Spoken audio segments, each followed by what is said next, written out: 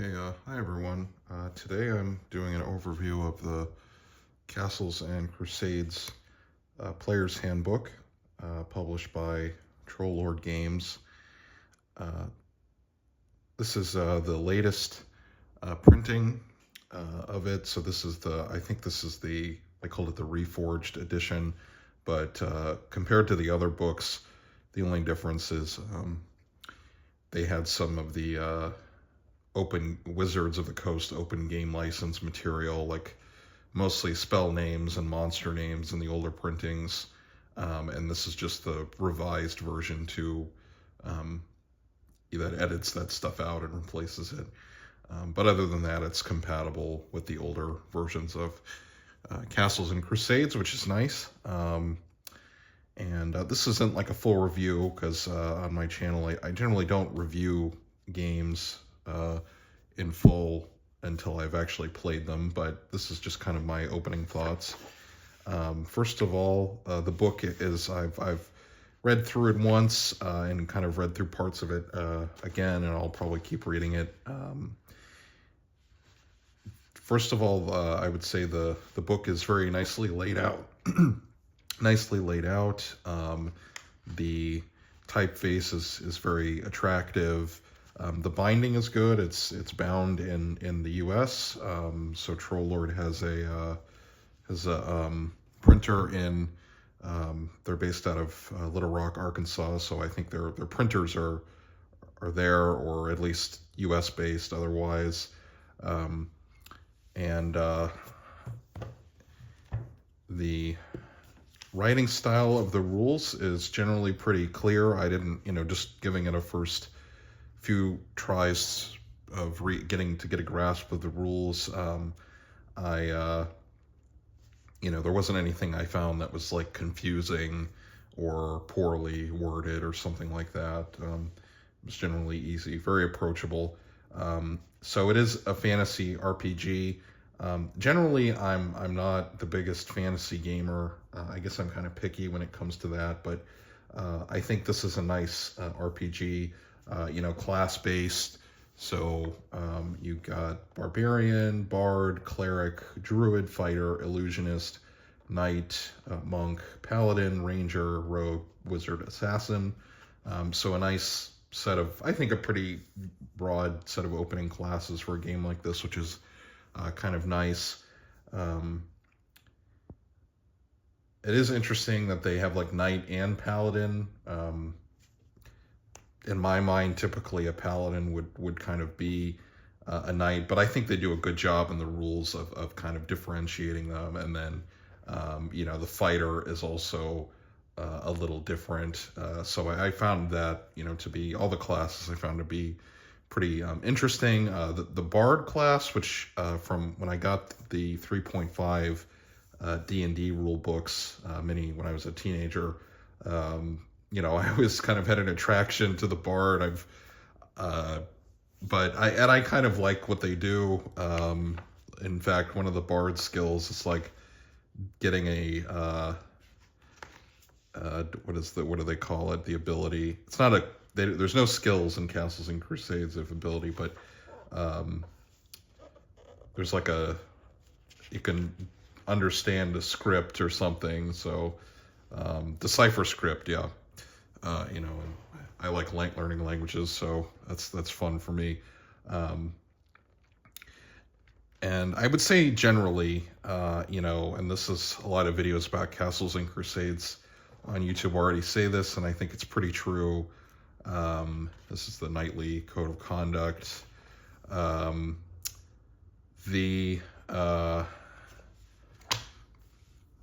core system is kind of similar to the D20 system, but there's just way less skills. So most challenges in the Siege engine for Castles and Crusades are rolled against your core abilities. So it's pretty cut and dry. I mean, so you've got your just standard attributes: strength, dexterity, constitution, intelligence, wisdom, and charisma.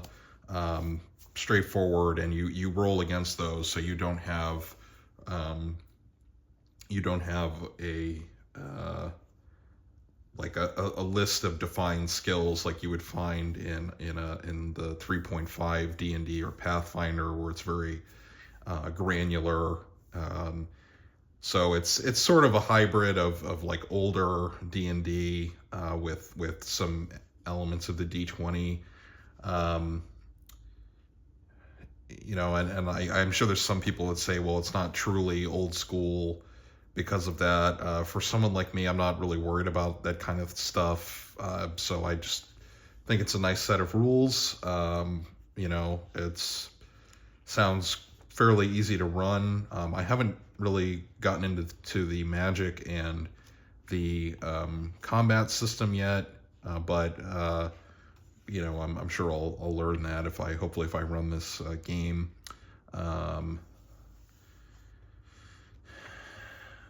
And so this is just the player handbook, and as you can see, you've got your spells. Also, I just noticed it's got these little tabs, so that's pretty convenient. This is about the siege engine, so there's the how to like run the game.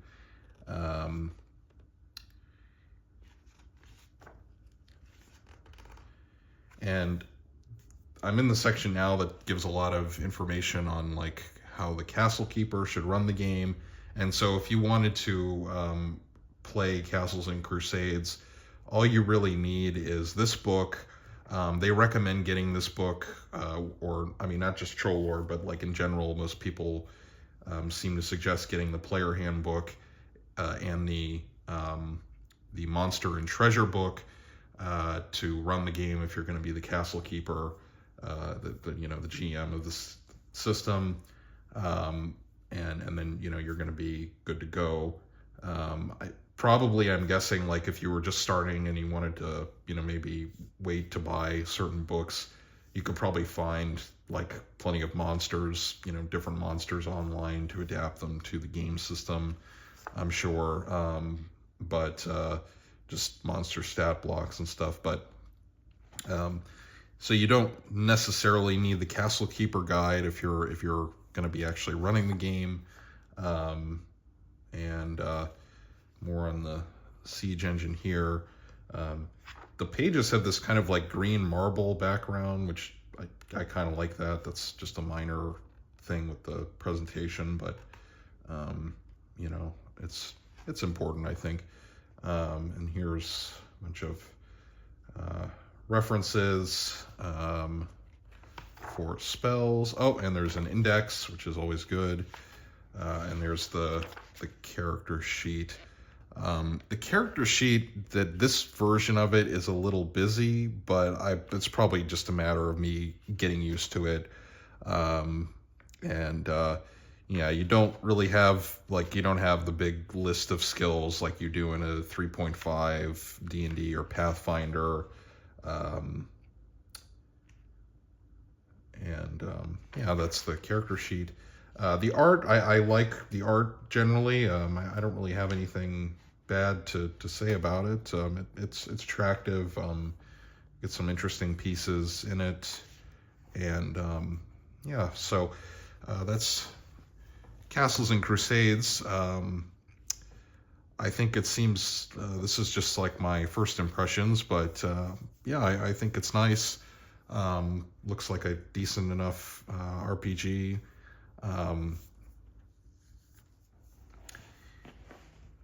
Maybe it'll let me, be more interested in fantasy RPGs. The reason why I'm not super interested in fantasy RPGs, and this is really kind of a different subject from the video, so if you're,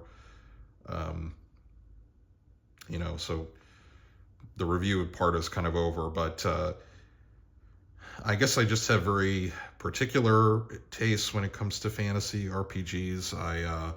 I prefer settings where it's mostly humans, or generally like low magic, or where magic is either very rare or not easy to use. So I kind of like the idea of settings where, if you do become a wizard, maybe you start to become evil, or maybe there's some sort of, at any rate, or some, maybe not evil, but there's some sort of penalty that you suffer because you're dealing with like powerful forces, kind of thing.